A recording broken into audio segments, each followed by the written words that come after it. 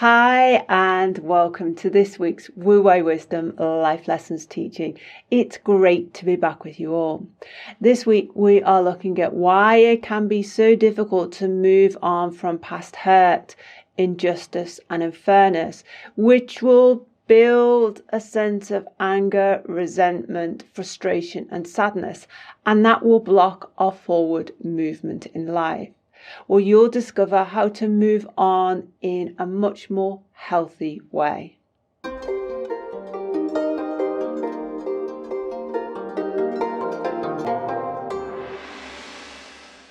Okay, David, so why is it so difficult to let go of past hurt, injustice and unfairness? Okay, Alex, so I think this teaching is going to be about the inner child work, and we'll be able to really go over the golden thread process that I would do with my clients. So for those of you who are new to our channel, what I mean by the inner child is a part of your mind.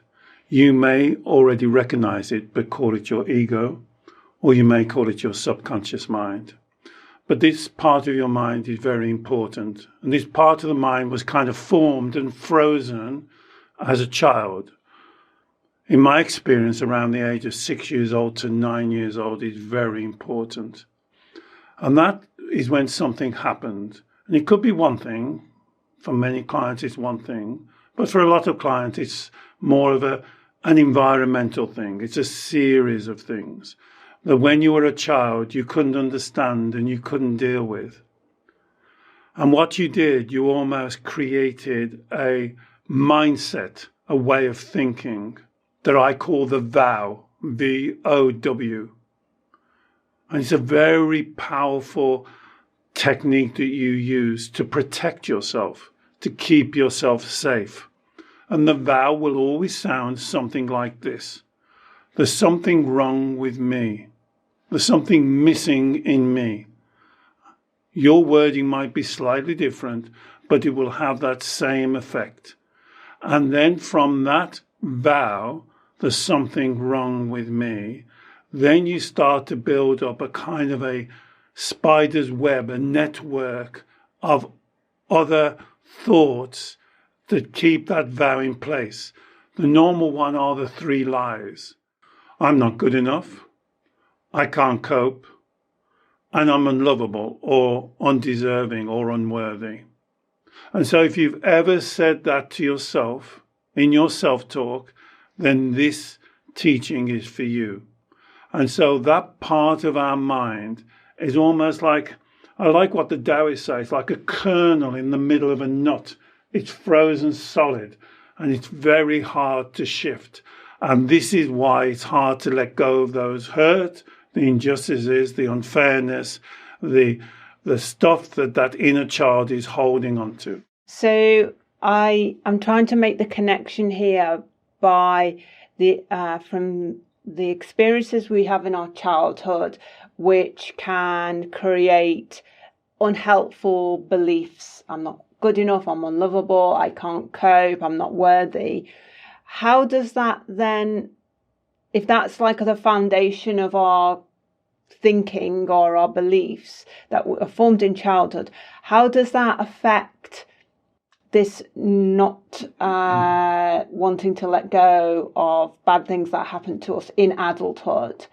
What's the connection there, David? And this is why I love the analogy of the inner child when we're talking about this part of the mind. So the inner child will always want to hold on to the familiar, what it's used to, because it will be saying something like, better the devil you know. So it wants to stay with what it knows, the known. It doesn't want to let go and move into the unknown, the unfamiliar. And so it will hold on to these past injustices and unfairness as kind of evidence that why it needs to keep itself protected, emotionally protected and emotionally locked away. So it almost built its own prison. Is this you? Built your own emotional prison that you've built, and you lock the door and keep yourself in as a way of keeping everybody else away from you. So it's So when we are an adult and we experience difficulty, challenge, we perceive someone has wronged us or hurt us, that inner child part of our mind uses that as evidence to build more layers of protection, because what you're saying is ultimately deep down, we believe we're not good enough, we're not lovable, we can't cope. So we have to protect ourselves. Yes, Alex, that's exactly what I'm saying. It's this mindset that the inner child has got, that it needs to keep everybody away because it will tell you that it's vulnerable, it can be overwhelmed, it's weak, when in actual fact, as you can see, it's very strong, it's very determined. I would say that the inner child is very stubborn because it doesn't want to take the risk of stepping into the unknown. Even though it knows what it's doing doesn't work, it knows that. But really what it wants is for the outside world externally to change. So it doesn't have to change and everything falls in line with what it believes. So the overwhelming desire is for protection, safety, not letting go, staying with the familiar. And this is the dilemma it has, because it also knows that the familiar is not working. So it has this big dilemma. It's almost like an internal struggle. It can't let go of the familiar, even though it knows it's not working. And to try and encourage it to step into the unknown, it will be saying, well, that could be worse. I might as well stay where I am. David, in this situation, what is the unknown? It's like, for a lot of people, this is stuff that's happened in the past. So injustices, unfairnesses, being wronged, etc., etc. This has happened in the past. These are past events which we are holding on to. But so they are, I guess, familiar in that they have happened to us in our history. But what's the unknown, as you describe it? It's great. It's a great question, Alex, because the unknown is life. The unknown is reality. The unknown is stepping off. I like what the Taoist masters say, walking fresh snow. The unknown is doing something new. That's exciting. That's challenging. That's not getting out of your comfort zone. Now the inner child will hear this and he'll go, you are joking. I'm not going to do that. I'm going to stay with what I know because I've had a really bad experience. You don't understand, David, how bad this experience was. And I do not want to risk that happening again. So the way I take away all the risk of it not happening again is to keep myself locked up in my emotional prison. And the way I ensure that I keep myself locked up is by constantly reminding myself about what happened and the story of what happened and how kind of I was the victim, how it was very bad, and that's what our inner child, I guess, that inner child part of our mind, our ego uses as a like, let's not go there again because it was really bad. I don't want to let go of this because it's important to hold on to the memory, because if I let go and be open to life fully, then this could happen again. So that's the kind of thinking that's going on. That's exactly the type of thinking. You explain that really well. You also use a very important word there, Alex, victim. So the inner child will see themselves as a victim of life. The life is against them. The universe is against them. I have clients telling me that the universe is against me. Everyone's against me. I have to fight everybody. I have to keep myself small. I have to keep myself that nobody notices me. I can't speak up. I can't say my mind. Is this you? Am I talking about you? I have to hide away. I have to avoid. All of this is the inner child. The problem arises as this behavior, this way of thinking, then becomes familiar. And in a strange way, and I'm going to use a harsh word here, it becomes comfortable. And many clients say, well, this is not comfortable. but the way of thinking is familiar and comfortable. And the alternative is to step out of the prison, and then you'll hear the inner child says, yes, but, this could happen, that could happen, this could happen.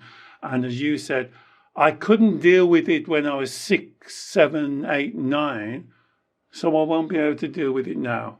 And that's its logic. I'm weak, I'm vulnerable, I can't cope, I'm unlovable, it's too much, I'm not good enough. And those are what I call the self-fulfilling prophecy. I think you call it confirmation bias. So all of the time it's running this narrative in your mind telling you, oh, it's too risky. Oh, I didn't like the way. Oh, you can't put yourself forward. Oh, they'll only criticize you. Oh, if you do this, you'll only fail. Here's a typical one of a client I was just working with yesterday. I can't take this new job, even though they've offered it to me, even though it's an increase in salary. Why can't you take it? Well, I may fail. So let me keep with the job I've got. So in that example, would you say that client is not letting go of something that's happened to them in the past where they believe there was a problem, that they were wronged? I mean, is there still a connection back to this not letting go of bad experiences in the past, which are now because they're keeping hold of that's very much in their present and affecting their decision about their new job? Yes, in that particular incident, we'd already done the inner child work in the previous session, and we'd understood that her father was very critical. In our model, we call it CCJ, being critical, comparing, or being judgmental. Her father was CCJ, always comparing her, always criticizing, and being extremely judgmental. We understood on our last session that the father thought that this was the best way to incentivize her, to encourage her to do even better.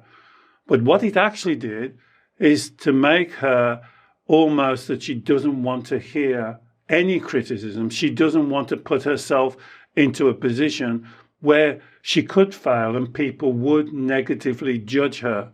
So what her inner child is doing is keeping her safe in like a cocoon where she's pretty sure she could do the job that she's doing with her eyes closed. This is her language. I could do this job. It's so boring and it's not paid well, but I know I'm not going to be criticized. I know I'm not going to be compared because I do it really well. I do it better than anybody else. That's why they're offering me the promotion.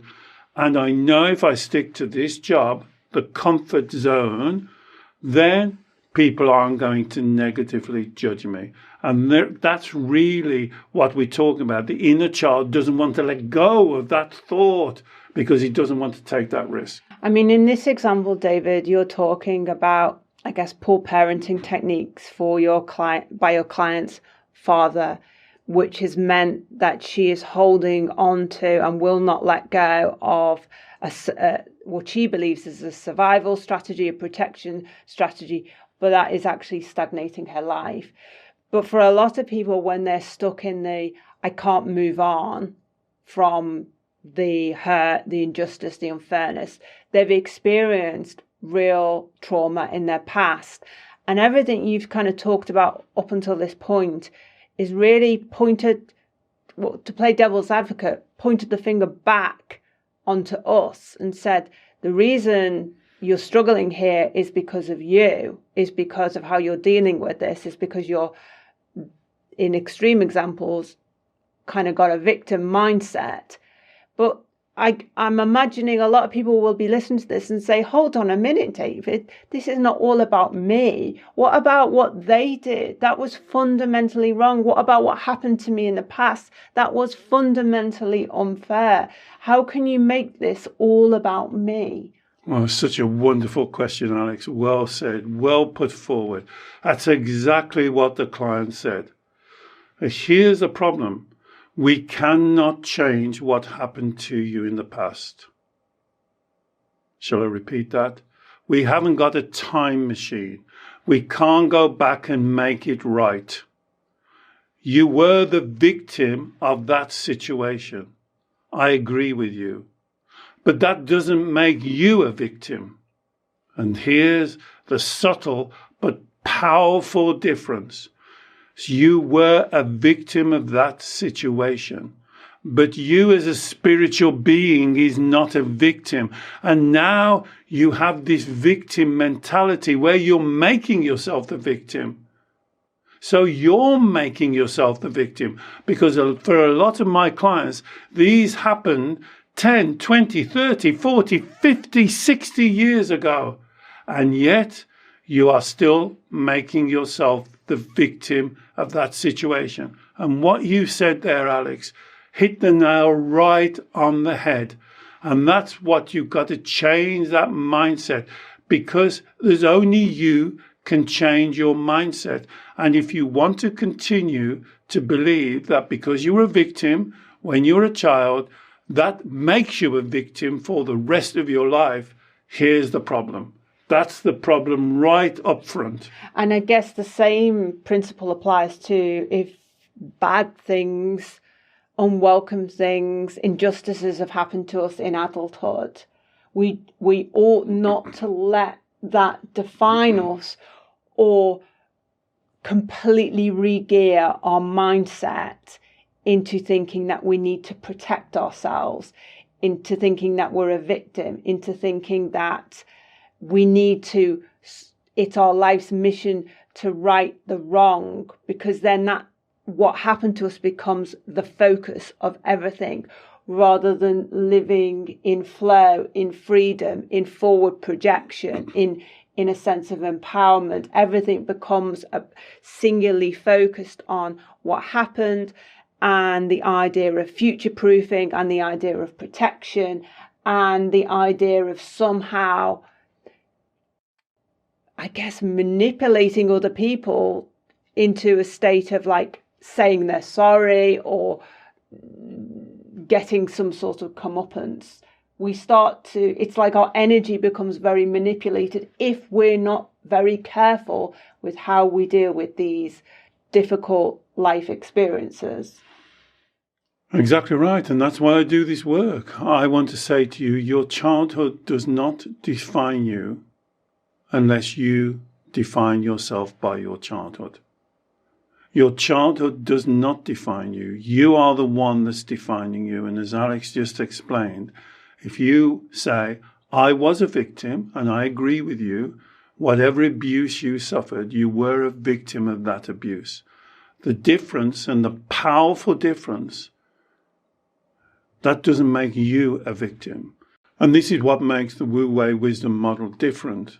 Because the heart of who you are is a spiritual being, divine, authentic, unique. And you cannot be a victim and think you're a spiritual victim. That's the problem. Because when you believe that I am a victim, I was a victim then, that makes me a victim for the rest of my life. Now you're denying your spirituality that I call Shen. And Shen to me is the key that unlocks this door. And you have this choice, whether you see and perceive yourself and define yourself as the victim or as a spiritual being. Because I do not see any of my clients as victim. I see them as victorious. Because I believe that any one of you out there listening that have come through a dysfunctional, abusive childhood, my goodness, you should be so proud of yourself. You should stand tall. You are amazing. Why would you then continue to think you're a victim? Why don't you celebrate yourself? Why don't you stand to your fullest height? Why don't you live your spiritual life? And then you move away from this mindset, from this holding on, from not letting go, from having to hold on to this to keep on proving you're something wrong with you. And for many of my clients, I hope this is not you. They treat themselves much worse than anybody has ever treated them. They self-sabotage themselves. They beat themselves up. They hold themselves back. They don't live to their full potential. And that's why I do these teachings. You've got to stop this. It's time to change. It's time to be authentic. It's time to value yourself. It's time to see your worth. It's time to live your life. And David, how you mentioned that the golden thread process technique can be used as part of this work. How would you use your golden thread process therapy technique that I know you do with all your clients in your one-to-one sessions to help them with this letting go, moving on subject? I have a saying, Alex, you can't change what you don't understand and accept. So if you have all this inner child deep in your subconscious mind, victim mode mentality going on, it's very hard to change. And you can't do anything because this is the part of your mind that's driving you. So the golden thread is like a self-inquiry. It's like reverse engineering. You start at the red light feeling, and then if you believe that you create your emotions, which is the fundamental of Wu Wei Wisdom teaching, you are the creator of your emotions, you are not the victim. If you start from that level, I'm now creating a red light feeling, whatever you want to do it, fear, anxiety, whatever word you want to call it. But you have to watch those words because that makes you a victim again. That's why I would prefer you to say, I am now creating a red light feeling. The next question is, why? Why have I chosen to create that red light feeling? And when you get on that self-inquiry, it's like you're following a golden thread. It's like our life is a tapestry. You know those tapestries they hang on the wall with all the threads? Now we're finding this golden thread and we're following it back to the root, to the cause, to the beginning. And I think you'll find the majority of the time that the golden thread leads back to this period of 6 to 9 years old, to the inner child who has believed that there's something wrong with them, there's something missing with them, and they are a victim. And that's what we have to educate the inner child. You may well have been a victim of that circumstance, of that environment, of that poor parenting. But that doesn't make you a victim. And there's the distinction. And it sounds very similar, but my goodness, it's a complete flip in your mindset.